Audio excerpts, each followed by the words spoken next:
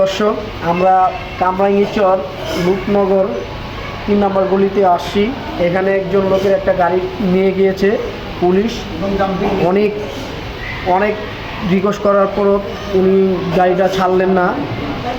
এখন আমরা সরাসরি ওই লোকের সাথে আমরা যোগাযোগ করতে আসছি, দেখি ওই লোকের সাথে কী এমন আচরণ করেছে বাংলাদেশ পুলিশ। আমরা সরাসরি ওনার সাথে কথা বলবো।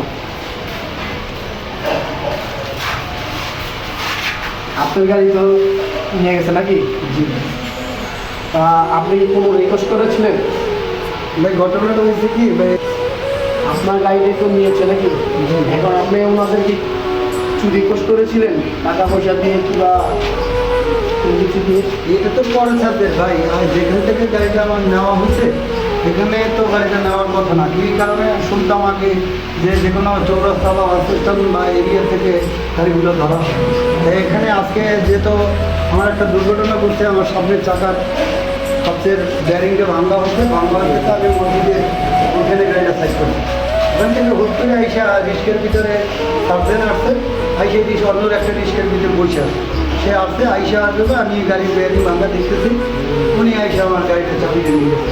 তো কোনো কথা নাই, আমার ভালো মন্দ কোনো উনি কোনো প্রশ্নই নেই, কোনো কথা বলার কোনো চান্স নেই। পিছনের গাড়ি আমার সামনের চাকাটা যাবেই, আর অন্য গাড়ির পিছনের সে রশি দিয়ে বাইন্দা, হ্যাঁ, ও কোনো কথা বলার চান্স নাই। নিয়ে যাওয়া চলে যাওয়া প্রস্তুতি নিচ্ছে।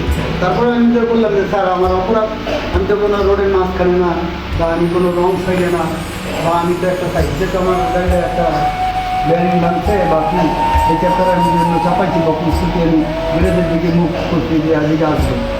তো উনি কথাবার্তা বলে না, উনি একটাই কথা না, উনি বলতেছে এই রোডে আসা নিষেধ, এই রোডে আসা নিতে, এই রোডে আসা কেন। আরো চলতেছে না? হ্যাঁ, গাড়ি অনেক অ্যাভেলেবেল চলতেছে, কি করতেছে ধরে নেই, আপনি সামনে পড়ে গেছেন, আপনার গাড়িতে করে নিয়ে এই তো মাছের মতো, যেমন মাছ ধরে মাছের মতো আইসে নিয়ে গেছে। নিয়ে যাওয়ার পরে কোনোই নেই। আমিও এখন তো আমার গাড়ি ছেড়ে যেত নয়, আমি ভাড়ায় গাড়ি চালাই, যেহেতু আমার সমস্যা এই একান্তভাবে অর্থনৈতিকভাবে আমি একটু সমস্যা, এবং এই কারণে এবং আমার বাড়িতে যে সাংসারিকভাবেও একটু সমস্যা।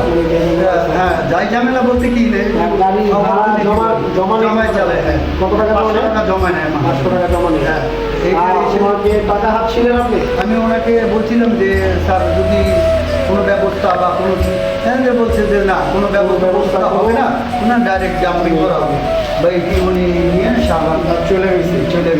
তো এখানে নিয়ে ওনার আমি তারপরেও রিকোয়েস্ট করছি যে স্যার, একটু যদি দেখেন অন্য কোনো বিষয় বা যেভাবেই হোক, আমার অনেক সমস্যা, বাল বাচ্চা নিয়ে অনেক ঝামেলা আছি। আমার আজকে যেমন বাজার ঘাট বা এই করতে আমার সমস্যা, বাচ্চা কাচ্চা নিয়ে প্রচণ্ড সমস্যা। উনি কথাই শোনেনি।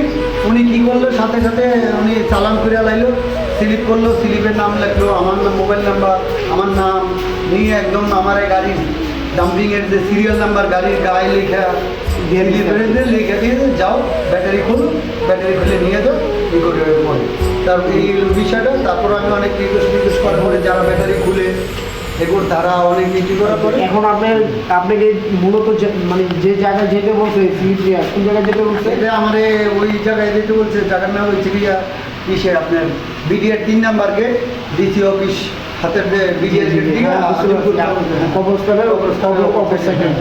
ঠিক আছে। তা দর্শক, আপনারা তো শুনতেই পারলেন যে পুলিশের ভিতরে কোনো মানবতা বলতে কোনো জিনিস ভেদাভেদ করে না। আর হয়েছে যে ওনার জিজ্ঞেস করেছে, ওনার বাল বাচ্চা আছে, এখন চলার মতো আর্থিক অবস্থা তার নেই, আর গাড়িটা চালায় ভাড়া, 500 টাকা জমা দিয়ে গাড়ি, তারপরে ওনার পেটের খোরাকি নিয়ে যায়, কিন্তু উনি এত রিকোয়েস্ট করার পরও ওনার গাড়িটা ছাড়ে নাই। আপনারা এটা দেখে বিবেচনা করে আপনারাই বলেন যে এটা কি ওনারা ঠিক করেছে কিনা। ধন্যবাদ। এখানে আমরা